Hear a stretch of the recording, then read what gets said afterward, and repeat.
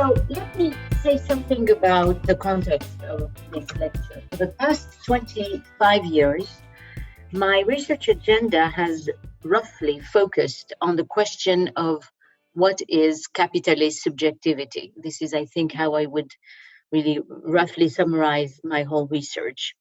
And mostly I've focused on the question of how the emotional self has been transformed as the result of the economization of social life. And this question, I think, has become all the more urgent that, to quote a scholar, neoliberalism entails a very specific extension of the economy across all of society. It is not, as Marx argued, because everything rests on an economic base that the effects of the economy are extended across all of society, but rather it is an economic perspective, that of the market, that has become coextensive to all of society. And I would say that despite the many powerful studies showing the embeddedness of markets in social relationships, norms, and institutions, we must take stock of the fact that the economic realm is increasingly shaping actually all social spheres, compelling them to align themselves with what we may call roughly as the logic of capitalism. But when I say the logic of capitalism, it should be clear that there are multiple logics of capitalism. There is the logic of commodification, that is the idea of transforming an ever-increasing number of services and objects into commodities exchanged for money. There is the logic of marketing, which is to figure out, the attempt to figure out how to sell commodities to whom and how. There is the logic of advertising, which is to focus our collective attention on specific consumer objects. There is the logic of branding, which is making commodities acquire a singular identity. There is the logic of quantification, which is introducing metrics in order to make production and consumption more efficient. There is the logic of standardization, which means to produce goods following industrial models and standards. And there is the logic of innovation and obsolescence, which is destroying previous models or previous goods in order to innovate and create new goods and new markets. All of these constitute different logics, different features of capitalism. That is, they constitute different ways of thinking about subjects, about objects, and about the relationships between them. But in these multiple logics, one key aspect is salient and constitutes the insights around which I have, if you want, worked in the last, I think, 2 decades, and it is the emotionalization of economic processes. That is, the emotional subject and her emotions have become the site from which and to which the economy flows. In other words, the self has become the target of economic production and consumption and is the site for the performative enactment of capitalist modes of thinking, acting, and feeling. To quote the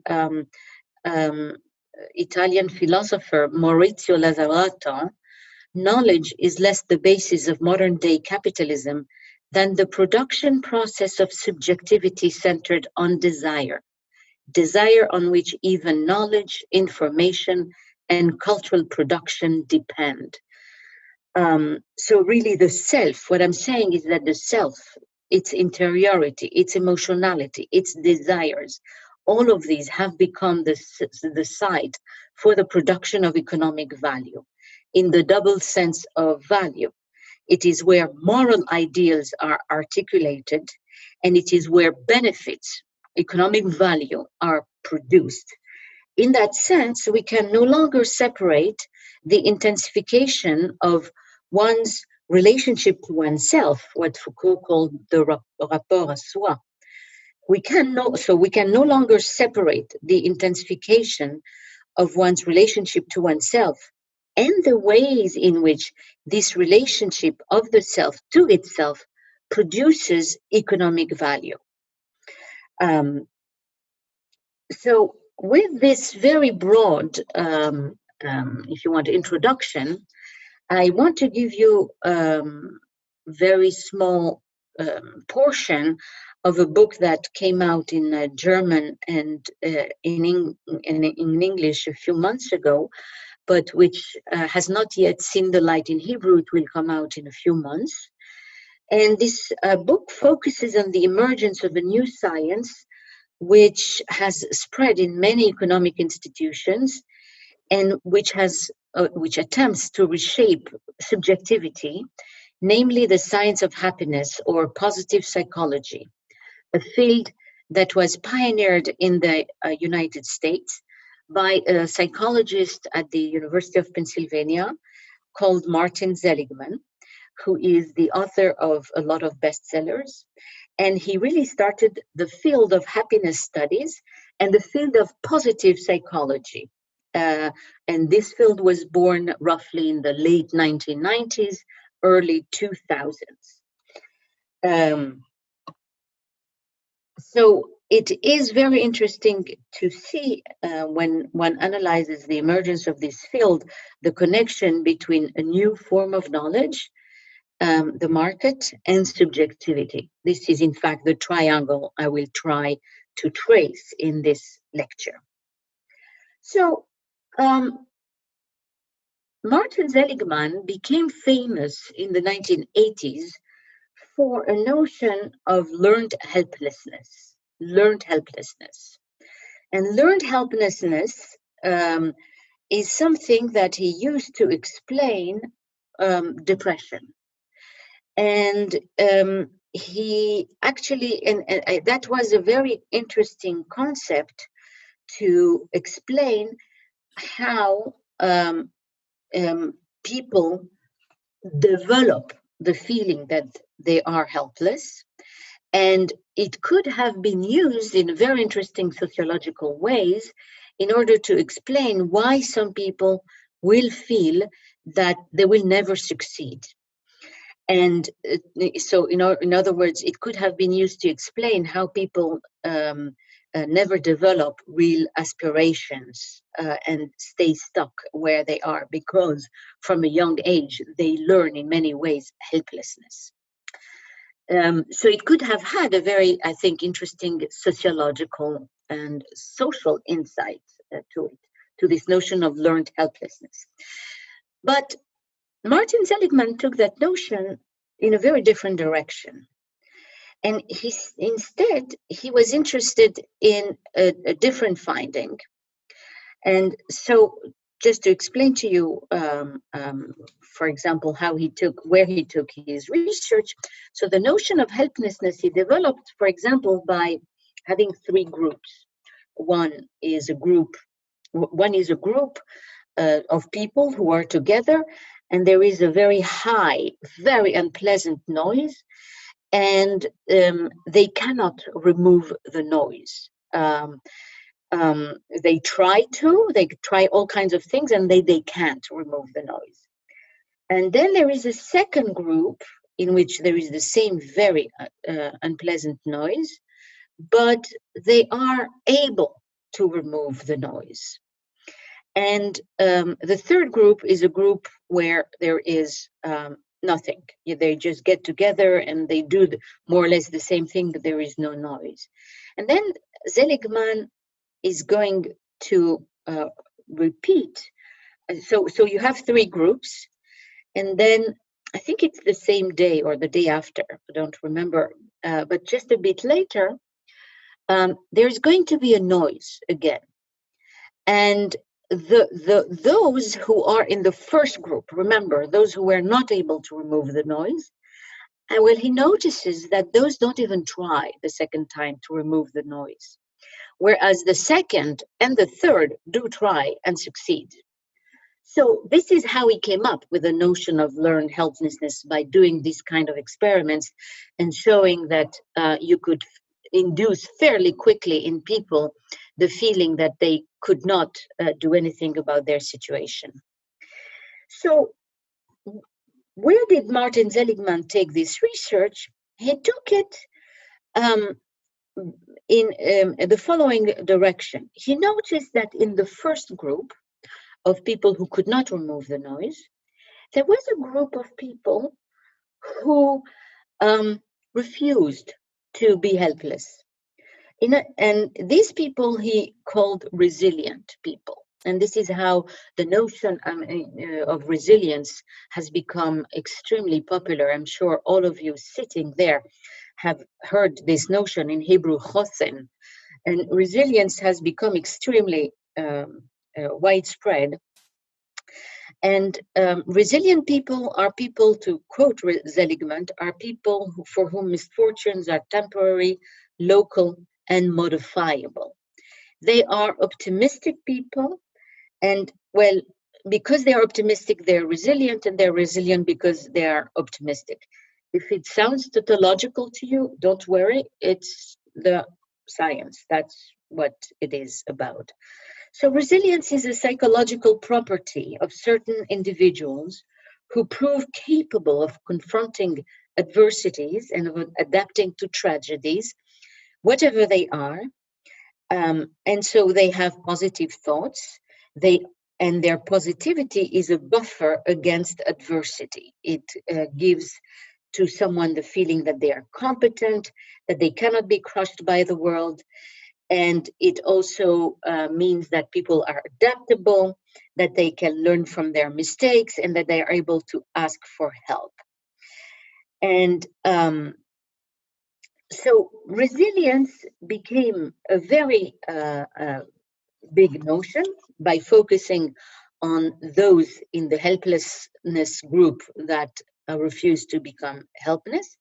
And this gave rise to an entire scientific program, which Seligman formulated in the late 1990s, and a much bigger program, which was the study of happiness. So positive psychology was announced at the highest level of academic psychology as a new scientific enterprise, able to expand its results to other times and places, and perhaps to all times and to all places. This new science attracted very quickly lots and lots of people, and what happened is a lesson in the role of business in science. Martin Seligman was elected as the president of the American Psychological Associations, and soon after that, checks, I quote him, checks started appearing on Seligman's desk. He said, "Gray hair, gray suited lawyers from anonymous foundations that only picked winners called Seligman for meetings in fancy buildings in New York, wondering what is this positive psychology, and asking him 10-minute explanations and 3-page proposals. And a month later, a check of $1.5 million appeared. Positive psychology began to flourish with this funding. And then the field started expanding exponentially. In 2002, the field had already amassed $37 million in funding. It was a very new field. And so as a sociologist, you know, if something that calls itself a new science attracts so quickly so many different interests from corporate and non-corporate world, it should raise a question: why? Simply why? So in a matter of a few short years, positive psychologists swiftly created a broad and global institutional network, which propagated through PhDs and master's programs. They offered prizes and scholarships and specialized courses in applied positive psychology. They organized symposia and workshops, etc. Grants and funding did not stop with the first check that appeared on Seligman's desk. big investments would keep coming from a wide array of private and public institutions interested in the field. And so, for example, the John Templeton Foundation, which is an ultra-conservative foundation who is tries to promote religion in America, endowed the father of positive psychology, Seligman, with $2.2 million in order to establish the Positive Psychology Center at the University of Pennsylvania. And so, and the John Templeton and Foundation is far from having been the only one. In fact, a lot of numerous major and minor private and public institutions, such as the Gallup Organization, the Meyerson Foundation, the Annenberg Foundation Trust, the Atlantic Philanthropies, the Robert Wood Johnson, and many others actually chipped in many million dollars, go down to the Coca-Cola itself, which created Institute of Happiness in order to promote a culture of happiness among workers.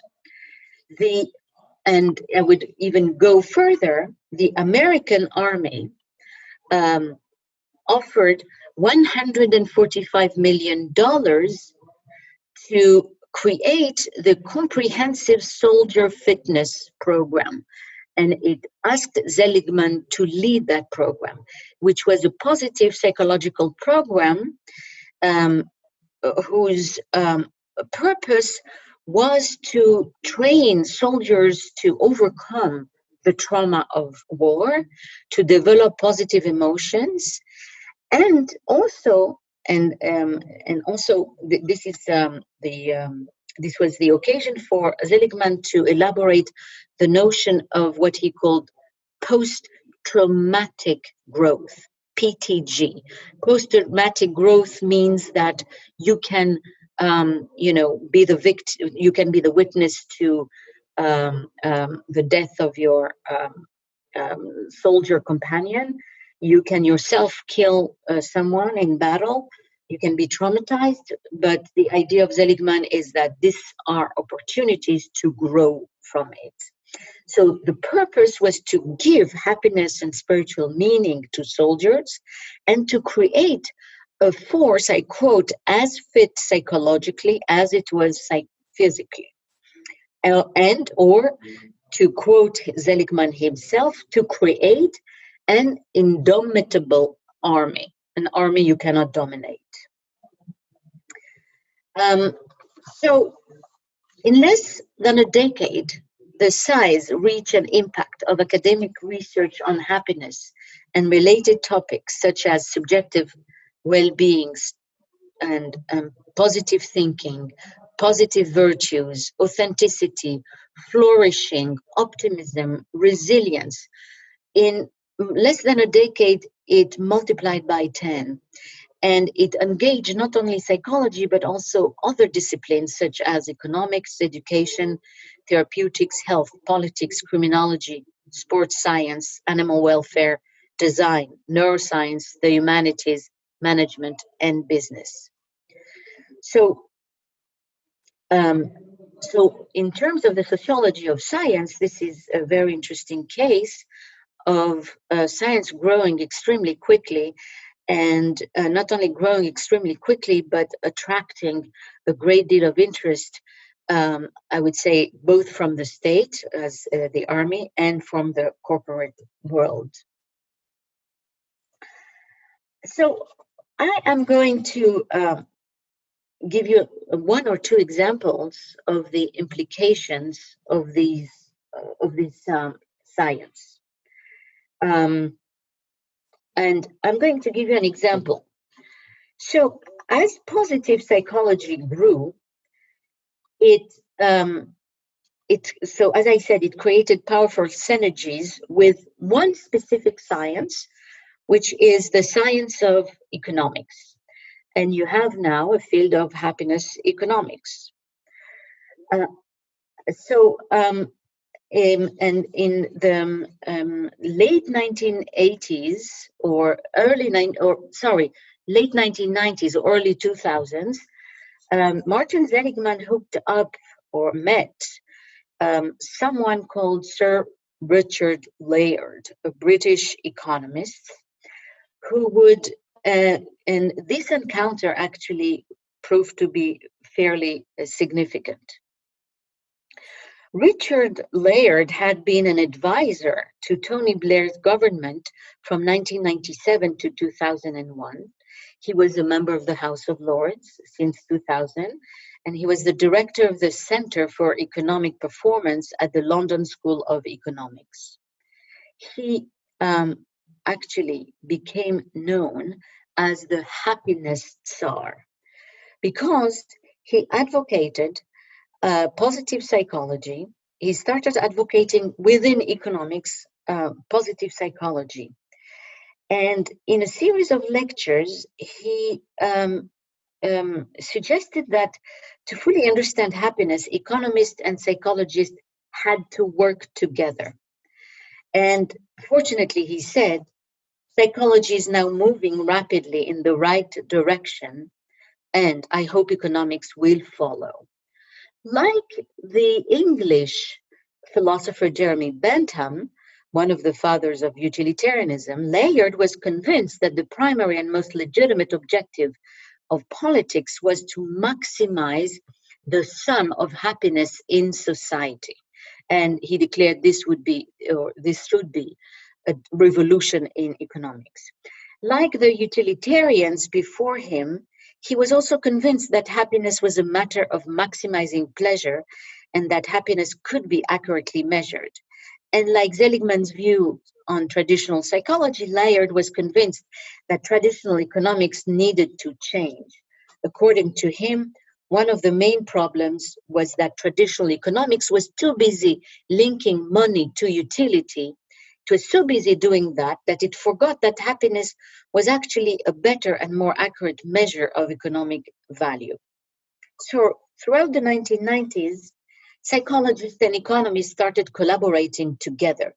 They developed lots of questionnaires, etc. And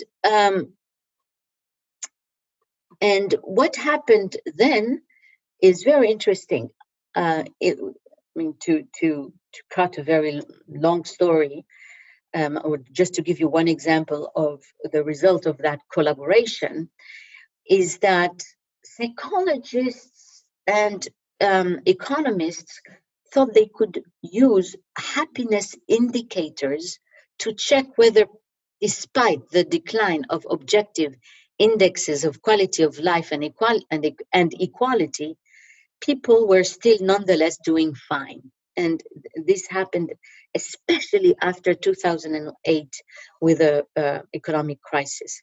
Happiness and positive mental health were already very high on the agenda of many countries.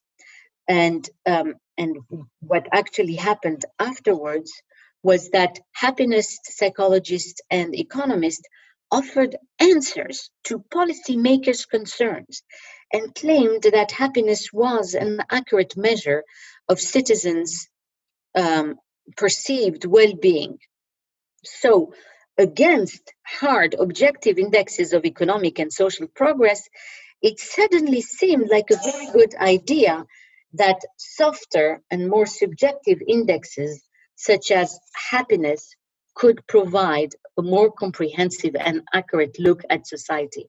And by the way, Israel is a very good example of that, because in Israel, Israel regularly ranks very high on these happiness indexes. So these happiness indexes are fairly new. They're not more than one or decade old. Chile was one of the first countries to join in this initiative, that is, the initiative of measuring your policy performance according to the happiness of the citizens. And after Chile, many countries followed: United States, United Kingdom, Spain, Australia, France, Japan, Denmark, Finland, Israel, China, United Arab Emirates, India would start all progressively to introduce, to a wider or lesser extent, these kind of initiatives. And the United Nations for which Laird co-edits the annual World Happiness Report, also declared that March 20th, so very soon, would be the International Day of Happiness, claiming that happiness and well-being are universal goals and aspirations. Now, this looks great, but the measurement of happiness has allowed happiness economists and political institutions to introduce individual satisfaction with life into local and global political cost-benefits analysis, thus challenging the traditional economic approach. And so what they suggested was now we should measure the performance of a country not in money units, but in units of happiness.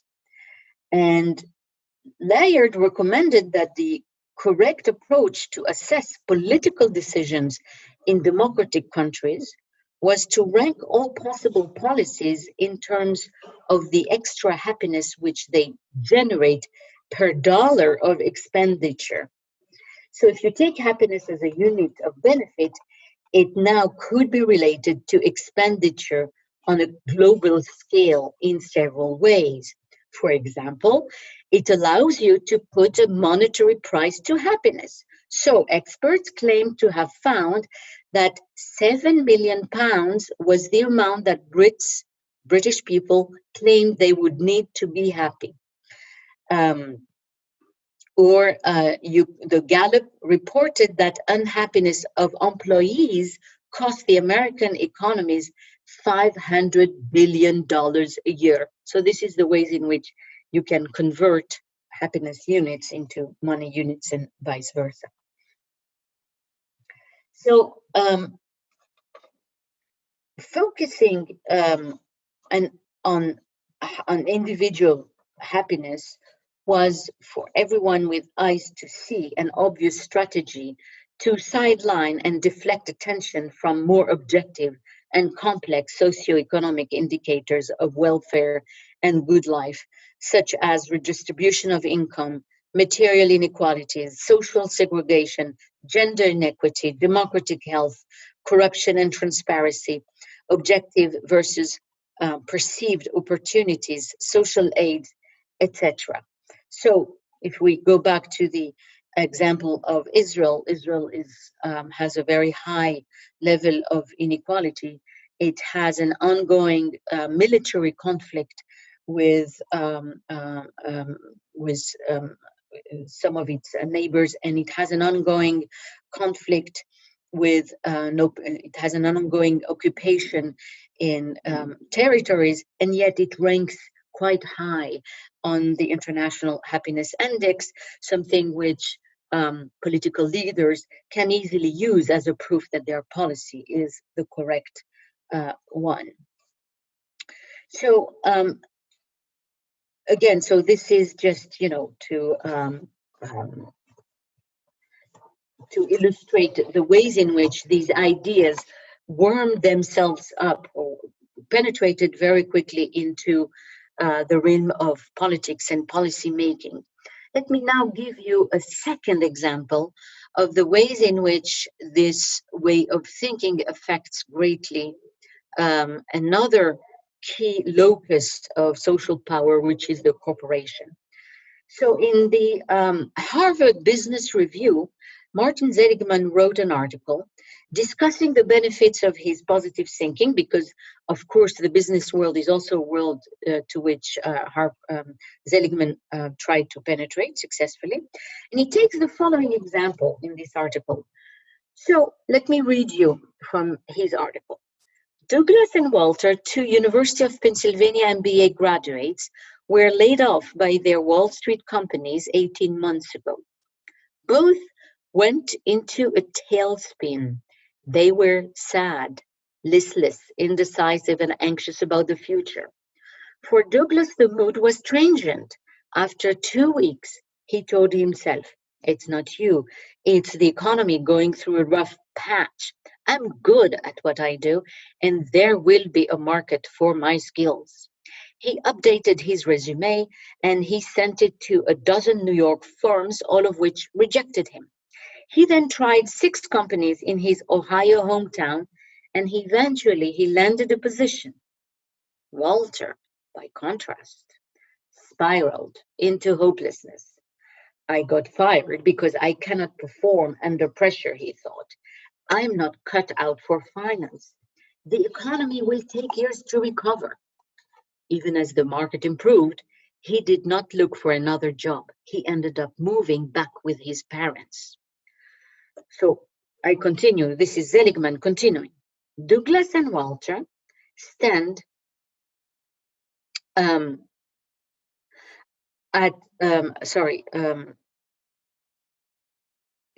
it's him. Sorry. Douglas and Walter stand at opposite ends of the continuum of reactions to failure. The Douglases of the world bounce back after a brief period of malaise. Within a year, they have grown Notice this is the same notion of traumatic growth. They have grown because of the experience. So not only they are able to overcome it, but they even feel better for it. The Walters go from sadness to depression to a paralyzing fear of the future. Yet failure is a nearly inevitable part of work. And along with dashed romance, it is one of the life's most common traumas. People like Walter are almost certain to find their careers stymied, and companies full of such employees are doomed in hard times. It is people like Douglas who rise to the top and whom organizations must recruit and retain in order to succeed. But how can you tell who is a Walter and who is a Douglas? And can Walters become Douglases? And of course, and so this is the end of the quote. Of course, the whole point of Seligman is to say that he can make you, Walter, into a Douglas. And it's obvious here who is the good and the bad guy. So following the tenets of positive psychology, Seligman frames the stories of these 2 employees as a story of missed opportunity to turn adversity into self-improvement for one and into a resilience for the other.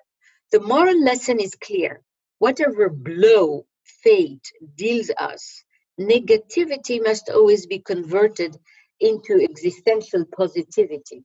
The inequities of the work sphere are nothing but tests for our resilience. And these tests should never be the object of our anger or hopelessness. Seligman here operates a few moves at once, which all reflect what has been very loosely called neoliberal ideology. So first notice that he never names the practice of downsizing, which is obviously responsible for firing these 2 presumably valuable employees. This is a clear case of what we call obfuscation common to agents disseminating an ideology. You do not name things, certain things. 2, he creates a hierarchy between 2 types of employees. One who bounces back and becomes quickly recyclable on the labor market and accepts his downward career path, and one whose self-worth is so deeply damaged that he can no longer be a member of the market nor resign himself to his downward path. But notice how Seligman creates a hierarchy between the 2, telling us that the one who learns to accept his fate is the much better one. 3, he explains this by resilience. 4, it enables Seligman to value some personalities and to discard others. In fact, if hopelessness, depression, pessimism can be corrected by adequate training, their existence and persistence point to a lack of adequate mental training. And this lack of mental training, if you do not train it correctly, it becomes a moral failing. So positivity is a personality feature that makes one impervious to social circumstances, to negative messages, and to failure. It is the capacity to ignore the very external stimuli which cause uncertainty, anxiety, stress, or worthlessness, and which helps one remain, in fact, one wants to say almost autistically focused on his own self-worth. In other words, what Seligman is advocating is a kind of capacity to be totally impervious to one's social environment. It is the capacity to obliterate one's social environment and to remain and to keep one's sense of self-worth that Seligman really respects. Seligman manages then to naturalize neoliberal ideology by failing to name properly downsizing, by denying the devastating psychic effects of occupational uncertainty, by making a distinction and hierarchy between the mentally and economically fit and unfit, and by creating an equivalence between economic adversity and psychic opportunity, by downplaying and even delegitimizing feelings of injustice and unfairness, which would become simple negativity for him. And so what he's doing is calling for eternal psychic opportunism, that is, seizing all failures as occasions for self-improvement and for the display of emotional resilience. All this amounts to creating a new way of stigmatizing those who lack in self-sufficiency and in positive thinking.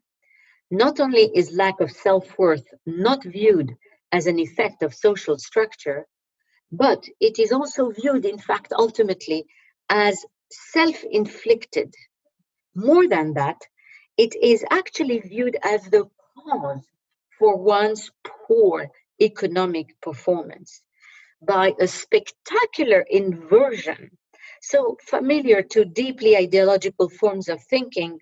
The effect of social inequality, that is the fact that I lack self-worth, is viewed here as the cause for it. Well, if you're stuck where you are, it's because you lack self-worth. That is exactly the kind of inversion that Seligman is doing. This undoubtedly then reinforces the stigmatization of the downwardly mobile. And it is this stigmatization, I think, of the downwardly mobile that is very much at stake in the the conflict or the disagreement between psychology or a certain branch of psychology and sociology. So really, to conclude very quickly, I would say that 21st century capitalism has given birth to a huge and powerful economy of happiness. Happiness has become a fetish commodity of a global and multi-billion dollars industry that emerged and continues to expand around the offer of and the demand for myriad of happiness commodities. That is, services, therapies, and commodities that are produced and consumed as scientific techniques and psychological advice to experience greater well-being and happiness. And these commodities not only connect subjectivity and the market, as I suggested earlier, but they connect as well the state, the subjectivity, the market, and the state. So we can literally speak about what Edgar Cabanas called citizens, PSY citizens. We can talk about citizens that are actually shaped by this conjunction of subjectivity and the market. Thank you. I'm done. Thank you very much, dear Eva Illouz. We will change now to the question round. doing a Q&A. The 20th of March is the Day of Happiness. I didn't know that, but in Germany, I think happiness in connection to economic effort is not so common. I think in the happiness index in Germany is always a little bit lower. I'm not sure about it because we have a very successful economy. So maybe you have an idea? Are you sure they're not so happy? By the way, I mean, one of the things that psychologists, the cognitive psychologists of happiness found out was that there is no necessary connection at all between the objective situation you're in and your evaluation of your happiness. So this field of research started with some very interesting cognitive research by very serious people, much more than Seligman. For example, Daniel Kahneman, who is the Economics Nobel Award, I think, of 2000 or 2002, something like that, did an experiment where he asks people to put their hand in very cold ice water, and the experience is not pleasant. So people have to evaluate their experience afterwards. And so they say, you ask them how pleasant it was, they say, well, 3 out of 10. Then he takes another group and he puts their hands into very cold water. And after 1 minute, he's going to change by 1 degree only the temperature of the water. So the water is still very cold, but it's a little bit less cold. And so they objectively leave their hand much longer than the others in the cold water. But when you ask them to evaluate their experience, very interestingly, they evaluate it as much higher than the first group. They evaluated higher because they reacted probably to the change, to the very slight change. From this, actually, he started conducting all kinds of experiments showing that people do not really know to evaluate their own well-being and happiness. Which leads to extremely interesting insights into the cognition, into the ways in which people think and perceive their own state. Later on, I have to add, Daniel Kahneman pulled out of the research on happiness because he himself became aware of the potential conservative implications of that kind of research. So this is an answer to say that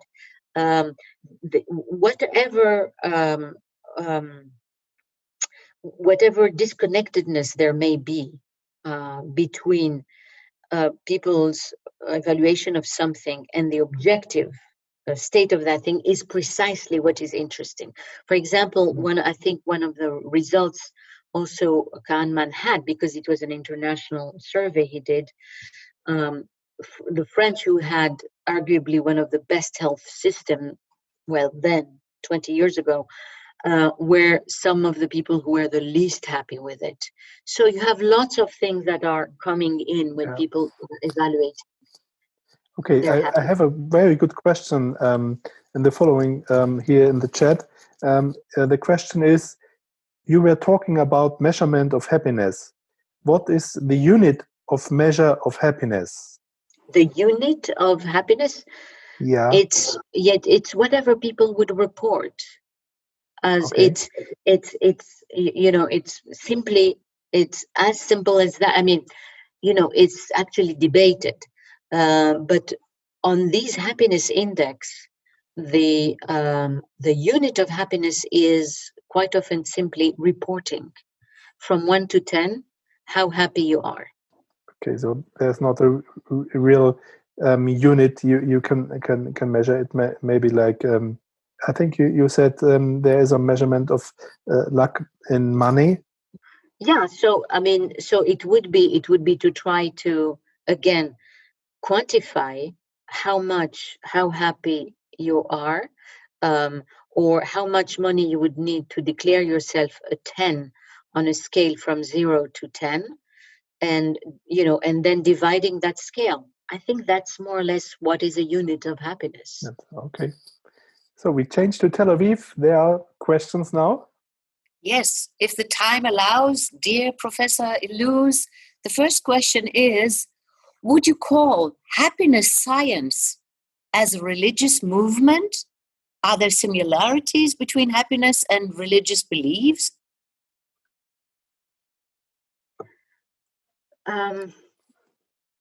No, I wouldn't call it a religion, because there is no clear authority. I wouldn't say it's authoritarian. There is a clear authority. And I would not say there are clear rituals. I would not say it connects you to a higher entity, a God.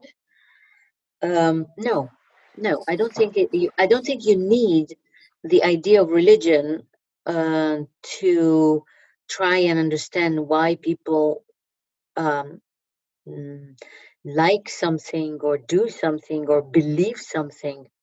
Not all beliefs are religious beliefs. Political beliefs, for example, can be extremely strong, as strong as religious beliefs, and they are not religious.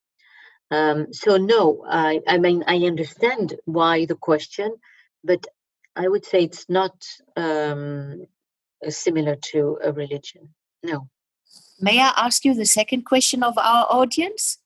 Yeah, I will just say this. I will add this, though. What is similar to religion is this constant need to work on the self. And this is, I mean, Christianity and Judaism are constantly requiring from the self to scrutinize his thoughts, his desires, his motivations in order to create a pure soul or something like that. That I would say is quite similar to the kind of subjectivity that you find in religious, monotheistic Christian and Jewish religions. Yes. Second question. Okay. The second question is like this. We've seen how subjectivity in capitalism can be used by corporations to justify immoral policies. But would it be possible to use this reasoning also for good, like promoting sustainability, for example? Happiness? No, the subjectivity in capitalism can be used. If it can be used for good causes by capitalism? No, I don't think so.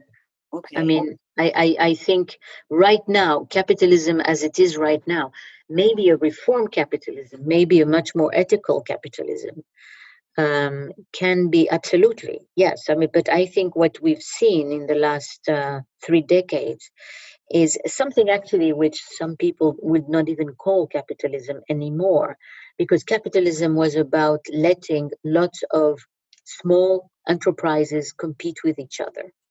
And we're not witnessing that anymore. We're witnessing the triumph of monopoly, of huge corporations which are, which are destroying small enterprises, small commerce.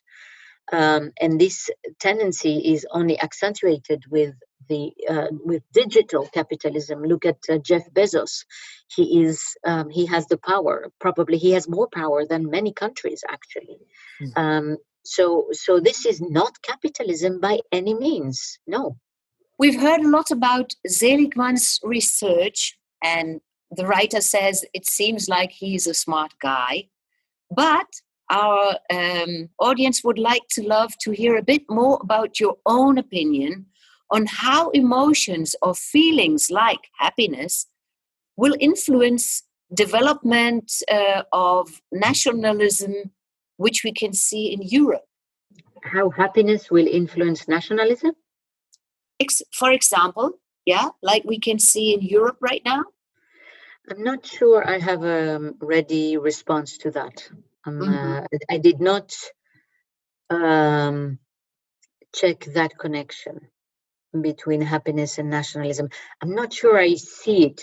It's not intuitive to me what exactly would be the connection between happiness and nationalism. I think, nationalism is often more connected to emotions of pride or hostility towards other nations, us versus them. I'm not sure I would connect nationalism with happiness. Do you have any more questions in Tel Aviv? Otherwise, I would have maybe two short more questions here from the chat from Germany. Here's another one. Okay. So one for Tel Aviv and one more from the chat then. How was the research of the Hungarian-Italian happiness researcher Mihaly? I don't know whether I can read it well. Csikszentmihalyi. Yeah. He's Hungarian, I think. It's a very difficult name to pronounce. Yeah. And he invented the term of the flow. Mm-hmm. So that's the question I just... so what's the question? How was it received? How did Seligman receive this term flow? But that research, I mean, in a way, it's a very good comparison, because 20 years before, or even 30 years before, with I think another with Holberg, I think, or Hochberg, he came up with this notion of flow, which is this idea that we are happiest. He's a psychologist, social psychologist, and he tried to ask in which moments are we happy. And instead of prescribing a certain way of being or certain features, he found out that we are happy actually when we are engaged in activities in which we become completely absorbed by something, in which we forget ourselves. That's what he called the flow. But it is very interesting, and this notion became quite well known, but he never tried to make money out of it. It never became an industry. It never became a commodity. And that, in a way, it's a great question, because it serves as a very good comparison point to see how, with 20 years or 30 years difference, this University of Chicago psychologists and this University of Pennsylvania psychologists converted or did with their research something extremely different. And for me, I mean, Csikszentmihalyi, I don't know to pronounce his name, precisely did not do what Seligman did. That is, he did not try to come up with a normative model of the psyche, of how we should be. Not at all. And that, for me, makes his research much more valuable than that of Seligman. Mm-hmm. Thank you. Thank you. So one more question from the chat. If there was no capitalism anymore, wouldn't we as individuals still pursue happiness anymore? Well, happiness is a very old project. Aristotle already spoke about eudaimonia, and since the Stoics, the idea of what is the good life, or Aristotle, is with us, has been with us in Western civilization. And so the question of happiness has very much preceded capitalism. It's a very old question that is a part of Western philosophy. So I don't think that capitalism at all is the only one to think about or promote happiness. The only thing capitalism did was to commodify the tools to reach happiness. It commodified happiness. And that changed profoundly, probably, the ways in which we approach it. It means, for example, that we now all expect to be happy, and that it has become, and that suffering has become intolerable, or failure have become intolerable. So it's true that there is a connection between modern institutions and happiness. It's inscribed in the American Constitution, the pursuit of happiness. But it is also, I think, modern marriage, for example, is supposed to make you happy. Your work is also supposed to satisfy you in a deep way. So this is a new demand from our institutions, which did not exist in the past. Okay. Thank you very much, dear Eva Illouz.